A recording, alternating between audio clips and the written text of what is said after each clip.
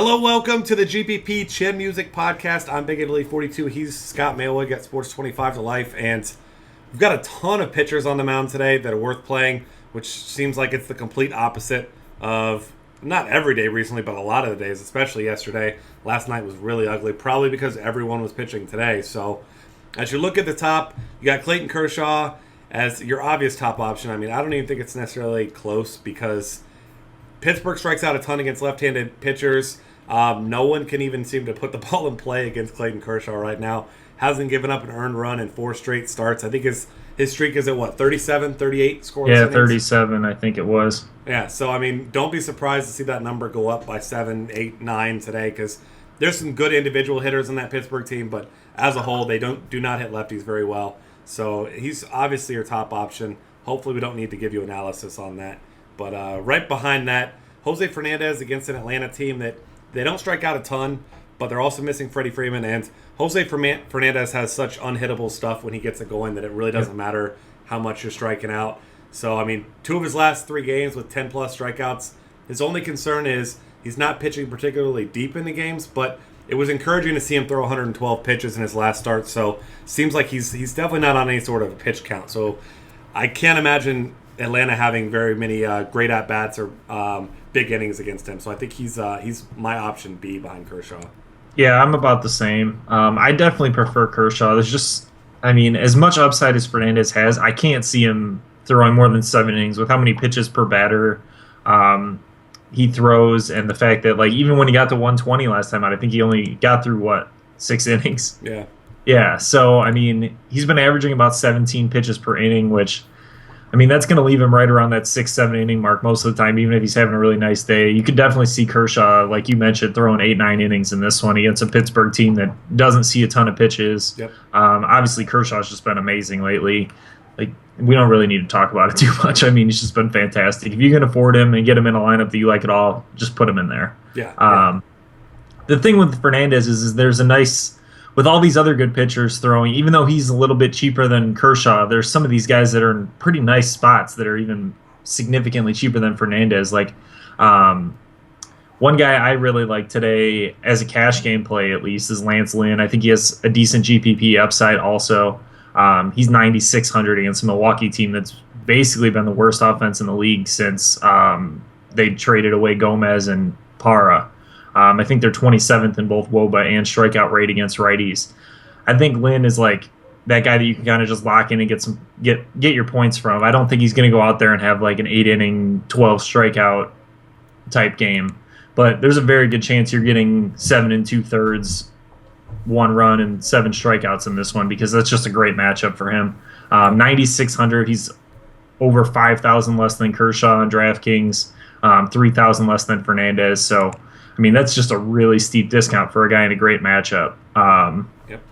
And then there's a ton of good GPP plays in like the 10,000 range on DraftKings, just slightly lower than that on FanDuel. Guys like Sonny Gray against a Houston team that strikes out a ton. Gray hasn't been like, he's not a guy that you look at his stats and just go, wow, but he's been really tough on everyone this year. And in Oakland, that makes the Houston lineup a little bit less imposing as their big power team, and it's tough to hit a lot of home runs in Oakland. Gray doesn't give up a ton of home runs. I think he's in a really good spot. He's going to be low owned because the like I said, the stats don't really jump out at you, but a 6.5 run total. He's a slight favorite, but not anything significant. I think he makes a great GPP play today also. Yeah, I really like that. I mean, he has 2 complete game shutouts since the All-Star break. Yeah. I mean, one at Cleveland, one at the Dodgers. I mean, that one really impressive. So, I mean, we know he's got the stuff to pitch deep, and like you said, I mean, his strikeout floor is going to be elevated today a little bit in that matchup. So, you got to like that. And then another guy, Jacob deGrom against Tampa Bay. Tampa Bay, I mean, they're better against lefties, and we've seen deGrom, and when he gets it going, I mean, he is not quite Kershaw unhittable, but very, very tough to hit. He's another one of those guys. A lot of strikeouts consistently here, 7, 8, 8, and 10 over his last 4 starts. So you got to like him. I feel like for GPPs, he won't be a particularly low-owned guy, though. So not a guy that I'm rushing out to play. But he's definitely an interesting option. I don't think I'm really going to be playing Garrett Cole against the Dodgers. That's not to say he's a bad play. I just don't think he has enough upside against that team to pay off his price tag with so many other good arms on the mound. How about you? Yeah, I agree. That's probably the guy I like least out of all of these like ace type guys today. I mean, I even like Keuchel a little bit more than him just because with Reddick being a little banged up right now, obviously Zobrist isn't there anymore. Their offense just really isn't that imposing, especially with Vogt struggling pretty much um, a ton since the All Star break. I know he had a couple nice games over the last few days here, so maybe he's turning it around a little bit. But I definitely agree with you. I think I mean, Cole's probably the least exciting one because even a really nice game against the Dodgers, I feel like you're not getting what you need from a guy of that price given Yep. today's slate. That's kind of how I feel about him. I'm just not that excited about it with all these other options. You mentioned Degrom. He's probably my favorite non Kershaw or Fernandez play. Yep. But like you said, he's going to be kind of heavily owned, I would think, because he is a nice discount from both of those guys on basically every site.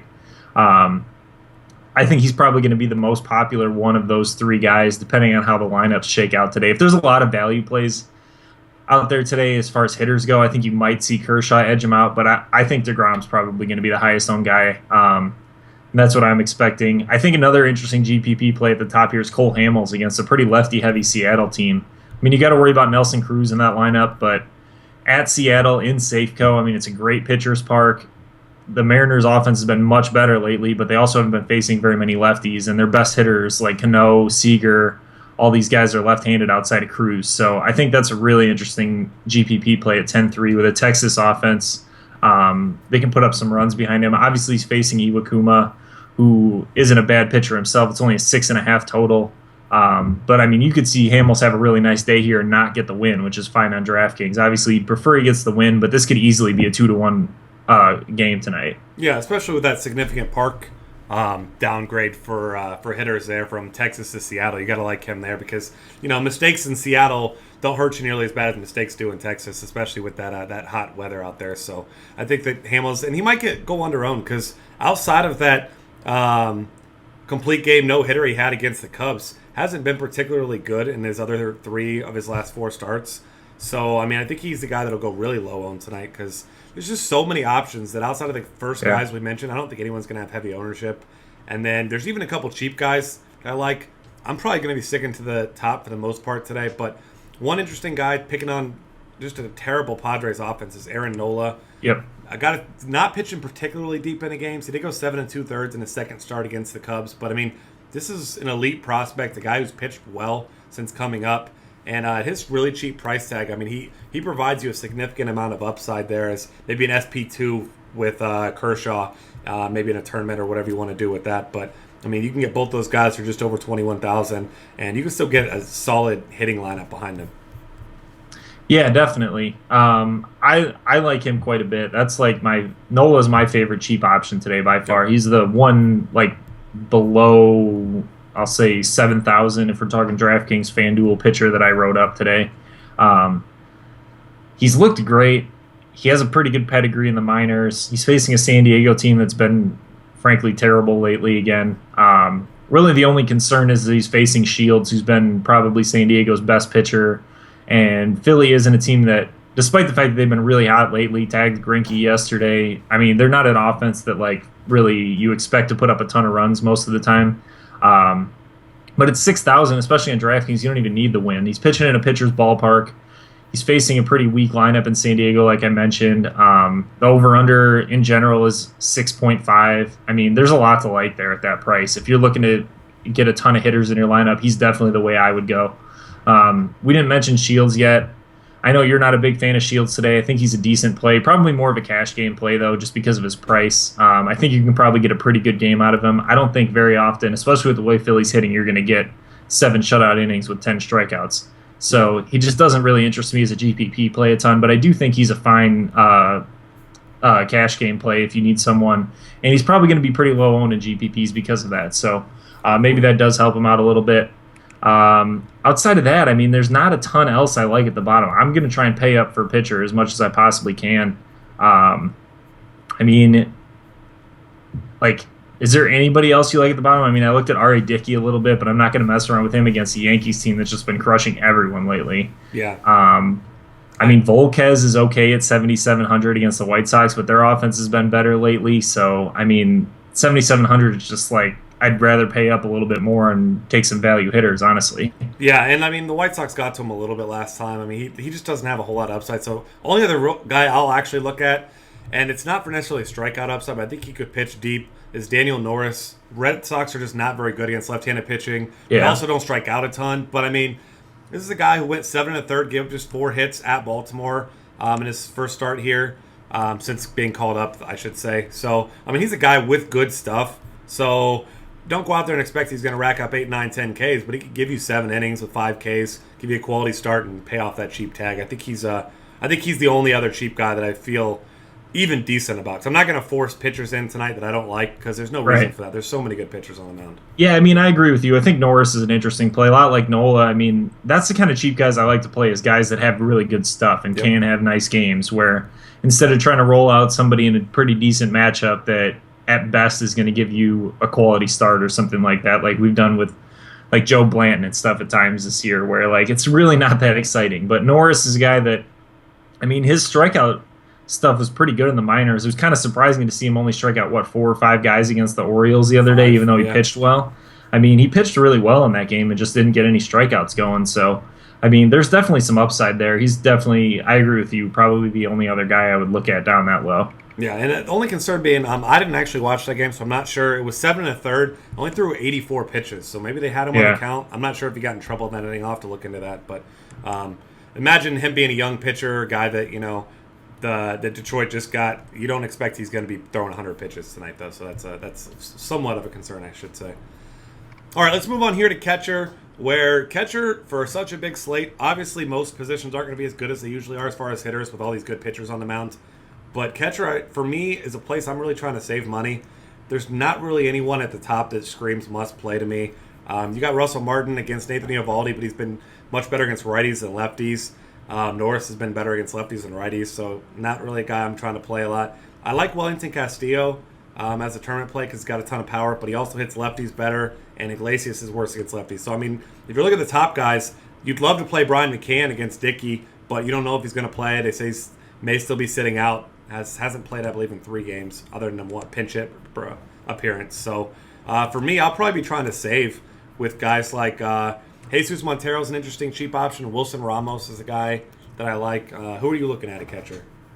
I mean, I agree with you. I'd love to play McCann. That's the guy I want. But I mean, you never know what they're going to do with his injury today. They don't really need to force him back into the lineup at catcher. Maybe they let him DH if he's not fully healthy or something like that. But they have so many bats right now that, I mean, it's just not really required. Yeah. There's not a ton else I like at catcher, though, to be honest with you. There's a bunch of tough matchups. If Yan Gomes is in the lineup hitting like 5th like he has been lately for the Indians, I don't mind him against Pelfrey. That might be the way I go, honestly. Okay. I think that's a pretty interesting play. I mean, there's just so many tough pitchers on the mound today that it's not like I'm not excited to play these catchers because none of them are really strong hitters to begin with, and they're all in pretty tough matchups. I think my one other cheap option, if Gomes isn't in the lineup and Alex Avila is, I think he's probably the way I'll go. He's 2,400, facing a righty in Kelly that just has not been good. He's sitting 8th in the lineup, but he's got a 329 WOBA against righties on the season. So, I mean, that's probably the way I'll go because he's just so cheap on DraftKings. Yeah, I agree with you there. There's one more guy I'll mention more so on FanDuel where he's almost been on Dioner Navarro. If he's in the lineup, especially if he's 5th or 6th, Nathan Eovaldi is good against righties, pretty awful against lefties. I believe it's a 380 WOBA allowed this year. So, definitely a guy that I'll be looking at for cheap if he's got a nice lineup spot tonight. Yeah, I mean, the only other guy I would really look at is, I guess, Salvador Perez, but he's hitting 7th. He hasn't been nearly as good against lefties this season. His power's kind of like faded a little bit since he was really hot to start the season. I'm not excited about paying $3,200 for him on DraftKings. He's quite a bit cheaper on FanDuel, where I think he's $2,300. Is that right? I believe so. I'll find him for you. That's what he was last time I played him, which was earlier this week. Okay, $2,400. So, I mean, that's playable on FanDuel also against John Danks. I mean, it's hard to argue with, but I can't pay that on DraftKings at $3,200. So on FanDuel, I think that's probably the way I'll go. On DraftKings, I'm going to lean more towards Avila and, frankly, just hope McCann's in the lineup. Yeah, I'm with you there. So catcher, as expected, pretty barren position. First base options, especially on FanDuel, Paul Goldschmidt, still just $4,000. Had that little stretch for a couple games where he was struggling a little bit. I'm not obviously worried about that. He's one of the best hitters at baseball. Turned that back around with the 3-hit game last time out with 2 stolen bases, just showing his versatility. The guy can do it all. Raisel Iglesias has a ton of good stuff, but no overpowering pitches, nothing that's great. So he's been pretty good against righties, but if there's a righty I'm targeting against him, it's Paul Goldschmidt, especially on FanDuel, where, he's just way too cheap. Yeah, I feel the same way. It's hard to argue for anyone over him on FanDuel, honestly. A couple of the other guys you can like a little bit, Chris Davis is more expensive than him. Jose Abreu is more expensive than him. Teixeira is more expensive than him. It's really hard to pass him up for any of these guys. Unless you're starting to look at much, much cheaper guys at first base, which I don't usually like to do. Yep.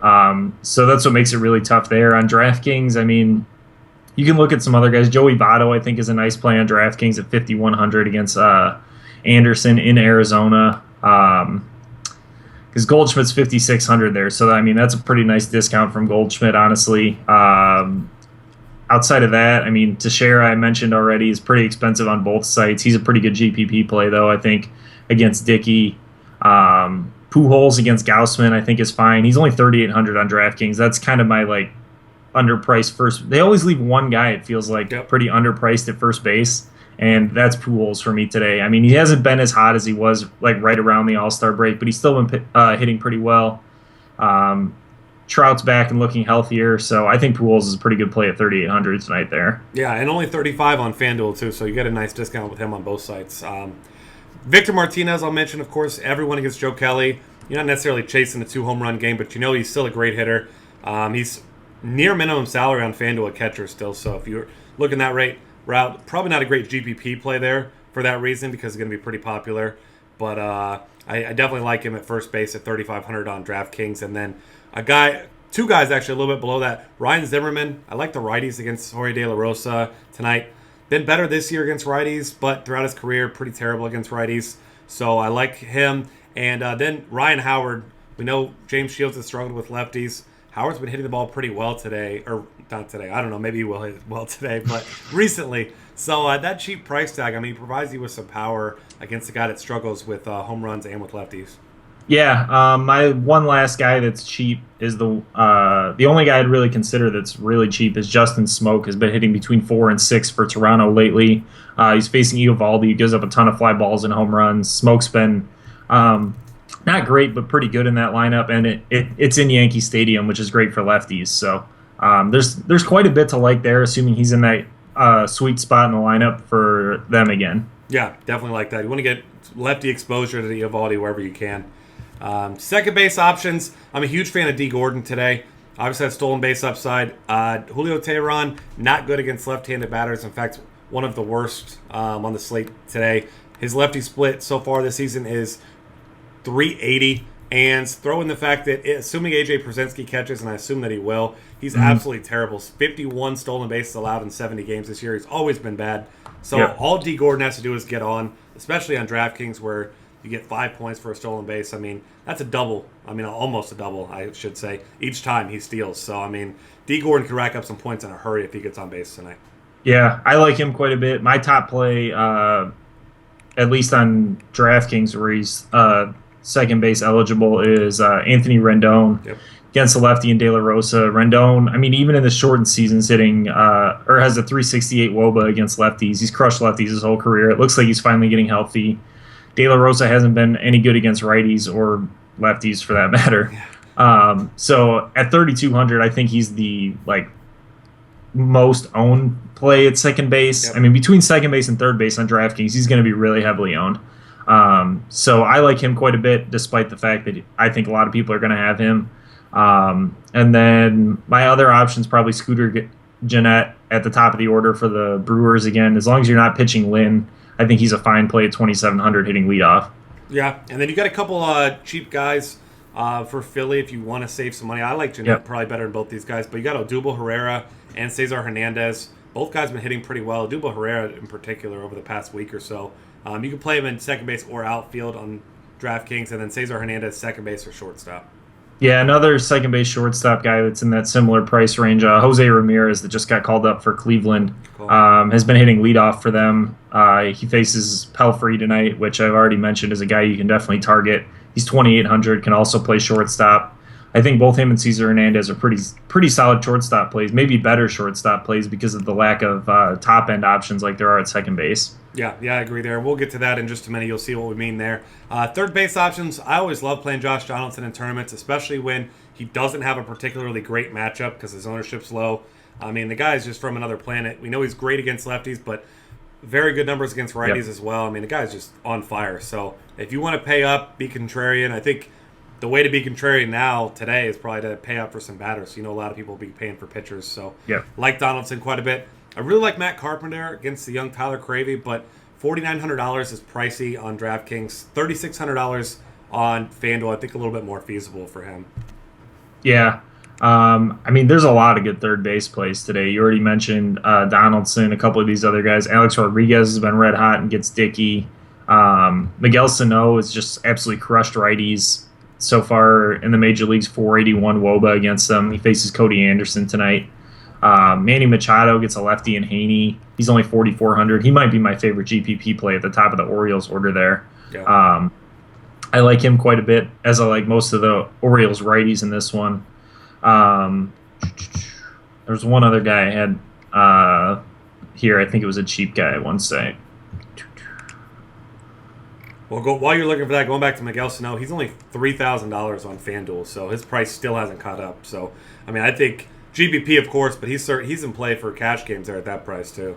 I remembered who it is, and it was because we talked about him before the show. Lonnie Chisenhall is my cheap play today. 2,800 on DraftKings against Pelfrey. Like I said, I like a lot of these Cleveland lefties. Chisenhall's been hitting 5th and 6th right now because they're just, with him and Yan Gomes, are just the middle of their order now because they don't have a middle of the order anymore.